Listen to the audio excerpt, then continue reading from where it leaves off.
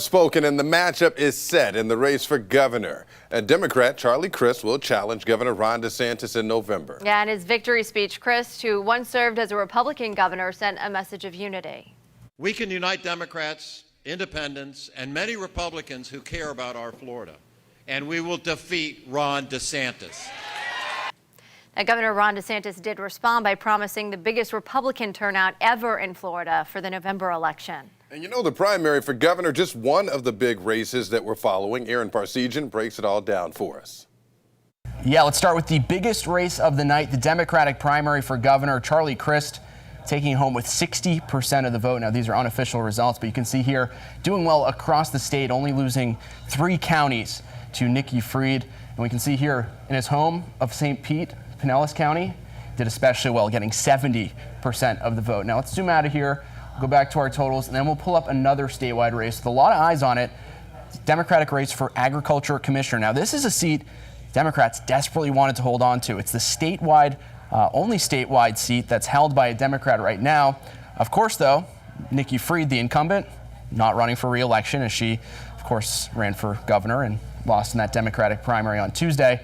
You can see here Naomi Blamer. She's from the North Miami area. She's involved with local politics down there. She actually won 50% of the vote, winning all but a handful of counties against Ryan Morales and J.R. Gaillot.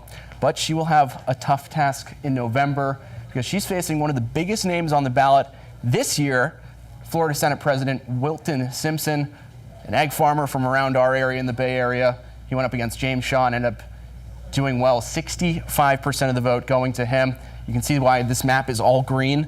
That's because Simpson won every single county Tuesday night. And here's the thing, he had a big backing behind him, a laundry list of endorsements that included Governor Ron DeSantis, sheriffs from across the state, as well as former President Donald Trump. So they'll face off in November. Now moving to the Democratic primary for Attorney General. You can see here Aramis Ayala ended up taking that home, 45% of the vote. She didn't win every county by any means, but did well in the big counties. Duval, Jacksonville, over in Orlando, down in Miami-Dade, Hillsborough. Didn't actually win Pinellas. That went to Daniel Uhlfelder, who's most famous for protesting Governor Ron DeSantis' COVID policies by wearing a Grim Reaper suit. During the height of the COVID pandemic, he visited crowded beaches in that suit. But Aramis Ayala, she was a former state attorney out of the Orlando area and the first ever black woman elected state attorney here in Florida. She'll be facing incumbent GOP AG Ashley Moody in November. Well, too close to call. That's what election officials are saying about the school referendum vote in Hillsborough County. And 10 Tampa Bay's Chris Rogers joins us live this morning in Tampa. And Chris, we know you've been following this closely over the past several weeks. Good morning to you.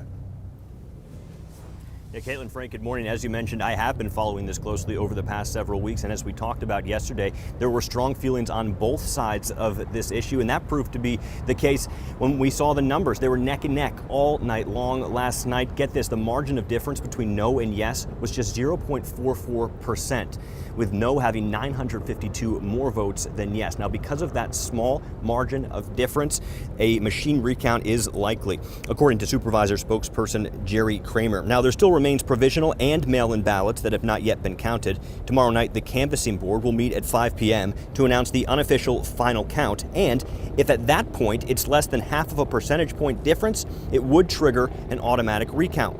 Superintendent Addison Davis said he was disappointed with the way the vote was trending, but with it being so close and with so much on the line, Davis said the district would do everything they could to ensure every vote was counted.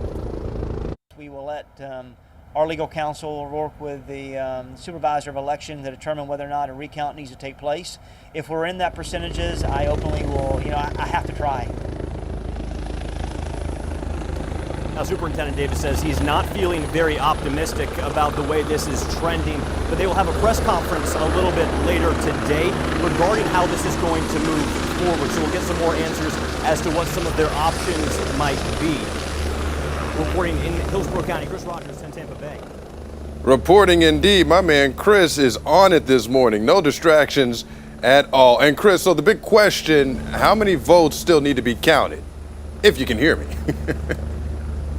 Yeah, Frank, just under 3,000 mail-in ballots still need to be counted. That's not a whole lot when you consider the amount of people that voted on this issue. That's potentially why Superintendent Davis said he wasn't feeling optimistic. And just for the viewers at home, to be transparent, that sound you're hearing is a medical helicopter that has just landed nearby here in downtown Tampa. So we hope we can hear you at home. If not, we've got all the information you need to know on our website, 10tampabay.com. Frank, we'll send it back to you. Live television. That's finest. Hey, Congresswoman Val Demings is launching her bus tour in Tampa today as the official Democratic nominee for U.S. Senate. You know, we'll follow that too. She easily won Tuesday's primary. Here's some of that right there. The former Orlando police chief celebrated with her supporters and her husband, Jerry, who was reelected as Orange County mayor. I get out and talk to people about things that matter to them, and I don't pick and choose winners and losers based on their ability to pay to play or their gender, their ethnic background. This race is about all people. So far, Demings has raised more money than her Republican opponent, Senator Marco Rubio. And get this, his team responded to Demings' primary victory, writing in part, quote, "This November, Floridians will remember that while Marco delivers results, Val Demings is just another radical rubber stamp."